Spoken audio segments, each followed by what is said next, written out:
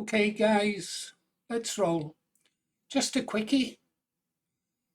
Suppose by now you've all heard that Tommy Robinson, UK court clears far-right figure Tommy Robinson of terror-related offences. Quite so, quite right. Let's just take a look at it, shall we?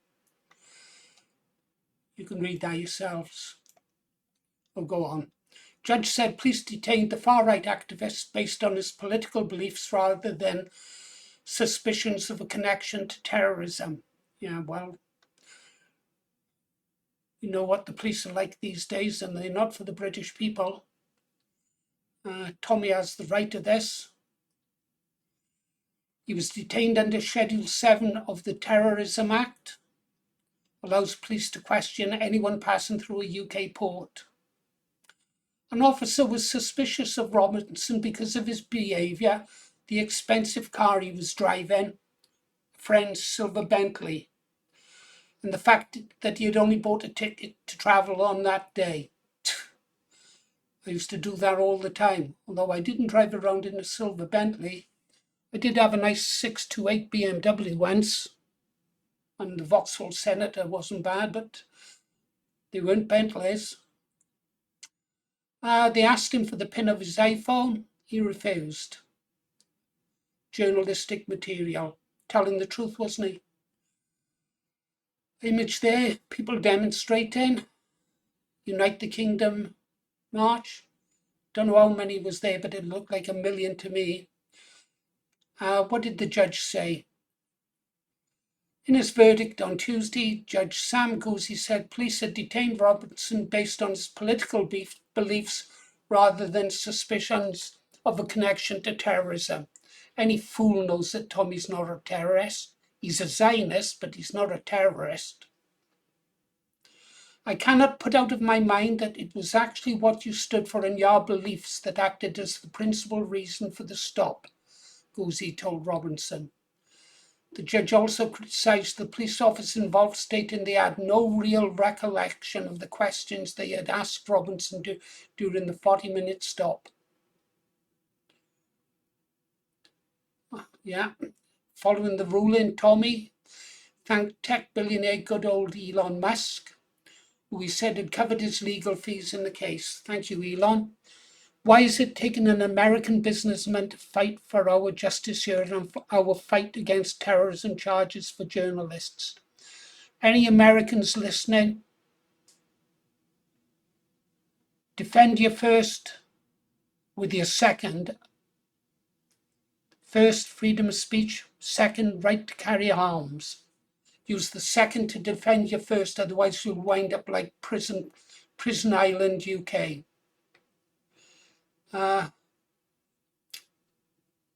One of the most influential far-right figures in Britain, Robinson regularly expresses Islamophobic, another made-up word, racist, made-up word, and derogatory opinions in interviews. Well, yeah. Robinson has a long history, and they got to get this here, criminal convictions. Every one of his convictions has always been politically motivated.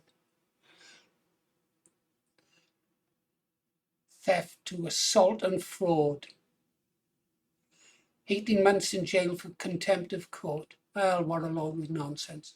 Right, talking about Tommy, the only problem I've got with Tommy, and don't get me wrong, I think the man is a hero for what he's done, and some of the videos that he's produced, particularly the Panorama one, where he exposed that BBC journalist for trying to fit him up. It was a brilliant video. If you get a chance to watch it, watch it.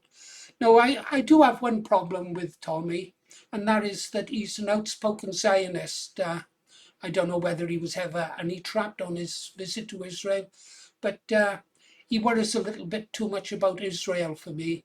I mean, to be honest, we screwed up in 1948 with the Balfour Agreement, didn't we? But that is it. What happened back October, that time, was terrible. But what the Israelis have done to the Palestinians is also terrible. We're just storing up for the storing up trouble for the future. We should stay out of the Middle East altogether. It's not our war. Israel is a foreign country. Palestine is now a foreign state. They have nothing to do with us. But I'm curious. I was just going through the news then. I check over on this site here for the news. I go through it regular. I've got a premium subscription for it. And so that's where I found the story about Tommy. But I also found this story here. I wonder what Tommy makes of this story. When was this? November the 4th. Today. Outrage over video leak of Israeli soldiers' gang rape of a Palestinian exposes rot in Israel society. Just for the record, it wasn't a woman who was raped, it was a male Palestinian prisoner.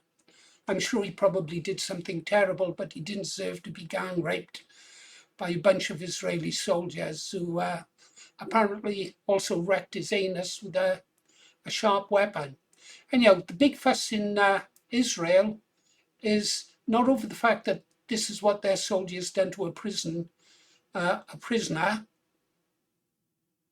gang raping him, and that's a photograph from the shot of the full video. No, the Israelis are outraged over the fact that the video was leaked to the public.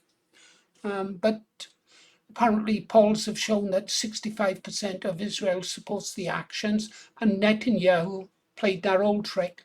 It's anti-Semitic to criticize these people, and that the soldiers who carried out the rape are in fact heroes. Strange place. Raping a man? Oh well, wherever floats their boat, I suppose. Well, that's all I got for you guys. You've been listening to Paul Morris. Fed up with it all. The market is never wrong, by the way. Bye.